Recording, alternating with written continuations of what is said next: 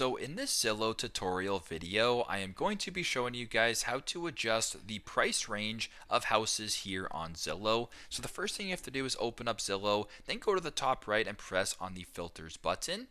Then right below where it says price range, list price, or monthly payment, you can go ahead and select whatever one you want. It doesn't really matter. Now, if you want to change the price range on Zillow, simply just slide this bar on the right-hand side. If you want to make it a little bit less, you want to change your max budget to a lower number, slide this bar on the right all the way to the left to make it a certain price range. If you want to slide it your minimum budget up, you want to increase your minimum budget, slide that bar on the left-hand side to the right and sort of play around with it that way. So for demonstration purposes, how about we set our budget to $1 million right here to $3.5 million. Now, if you were to go to the bottom and press on search, you have now changed your price range here on Zillow. So pretty straightforward. But that's how you guys can adjust the price range here on Zillow. Thanks again for watching, and I hope this video helps.